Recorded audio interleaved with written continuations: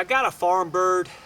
She's a little bit darker than a wild turkey, but it's illegal to kill wild turkey hens in the state of Georgia, so I had to use a farm bird. Who knows? The old gobbler may love it. Give him something a little different. But we're gonna try it out. We'll find out. And also, I'm gonna take the meat, the turkey meat, out of this bird, and oh yeah, it will be good. We'll cook it, and it'll be good eating. The skin ain't quite as brittle as people think, but you must absolutely clean it. You got to scrape away all the fat and tissue meat. Especially the trouble spot is the wings. Okay, what I did on my quickie knife here, really sharp, pristine edge. I slid a wood wedge, just split wood. I slid a wedge in there, just a piece of wood I forced down in there to make it tighter. And now I'm wrapping it with my dog bane. And between all that, it'll be a good little handle, and you kind of hold it like this and trims, just so you got some leverage.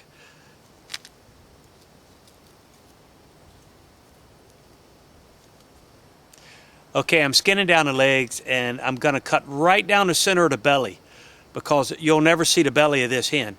She's gonna be a submissive hen. She'll be laying on her belly on the ground like she's waiting on a tom to come mount her. So you won't even see the cuts that I make. All I gotta do is clean it now. The work starts now. Take the meat off, the rest of the meat off the carcass here, done remove the breast, so we can cook it and have a good meal. But this is my decoy. Won't be any more realistic than this. This is real.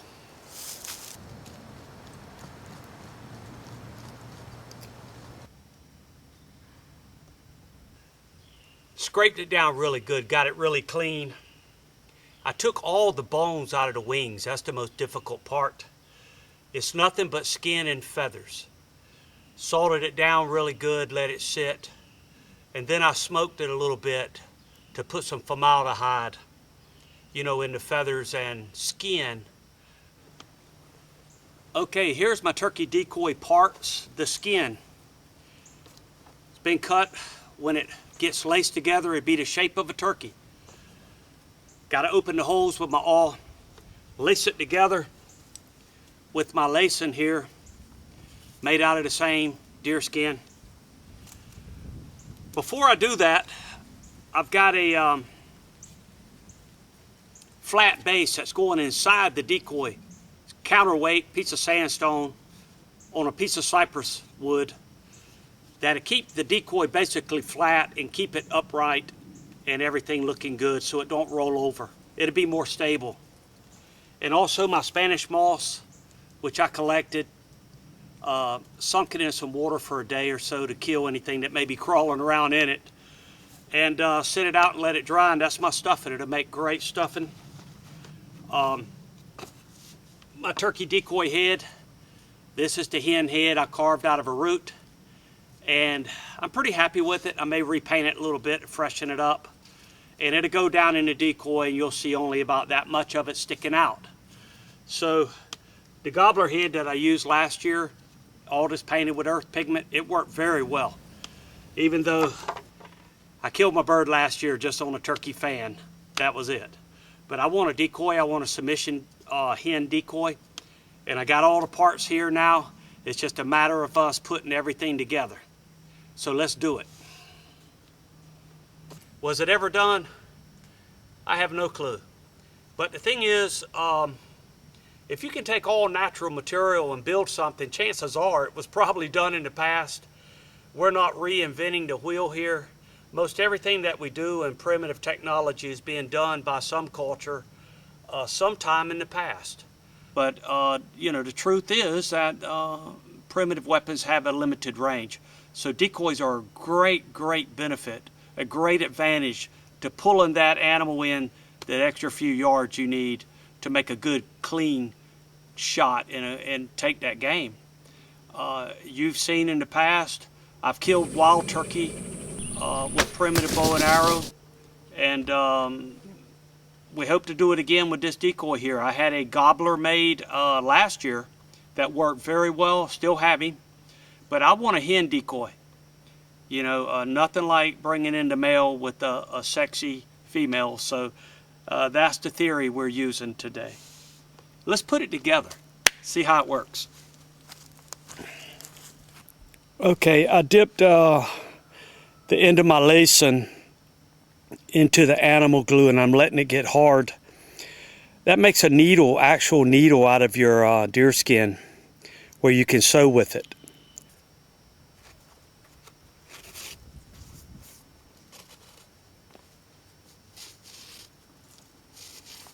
I've got this tube which is going to be the neck for the removable head. I'm going to slip it down in there and animal glue it. It's not going anywhere. It'll be there. You ain't got to tie it or nothing. Just animal glue it and slip it down in. It's a fun project. I'm having a good time with this. Really, really interested to see what the finished product looks like.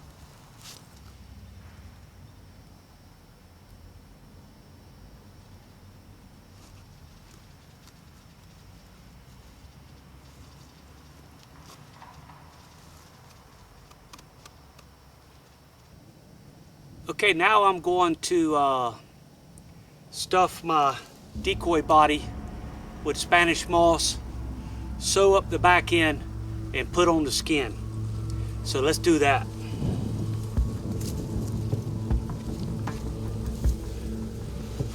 I'm gonna stuff this moss in really, really tight. I think the tighter the better. It'll actually feel like a real bird when the gobbler's stepping on top of it, and he will. Okay, here's my turkey body finished. The head just plugs in into the bamboo in the back. The tail feathers, which are very delicate, they'll just plug into the back. Just rubbing my animal glue on by hand. It'll be fine.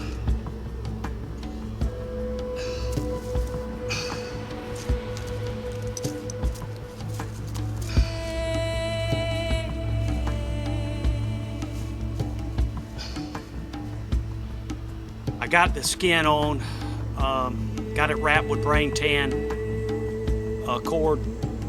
I'll let it dry a couple of days, let the animal glue get good and hard.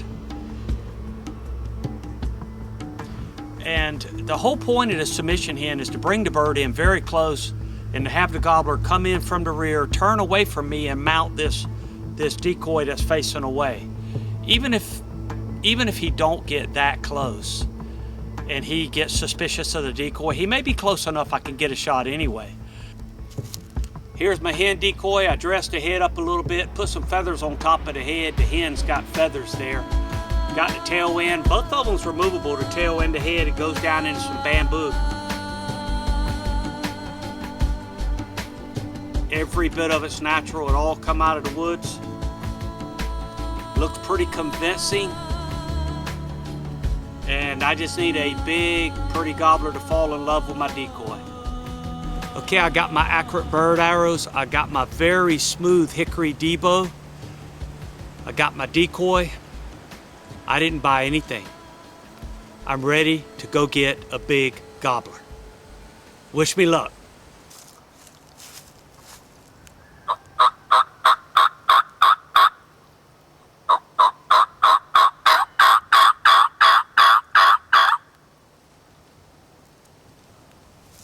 Guys, this isn't a primitive call, pretty obvious. I got a friend that makes these calls, Joe Mole. They're excellent calls, and when you're shooting a bow and arrow and having to film, you need your hand on the bow. So this gives you a little bit of an edge. I love a slate call. You know, I love friction calls. But when you hunt with the bow and arrow, this is just about a must. Joe makes these calls. They're custom mouth calls, Lost Lake custom turkey calls. You can go check his website out, give him a call, send him an email. I don't advertise for many people, but Joe's a good friend of mine. We've been on many hunts together, and I enjoy his company. He's a great hunter. and you can listen to his videos and tips and you'll love it. Lost Lake Custom Turkey Calls.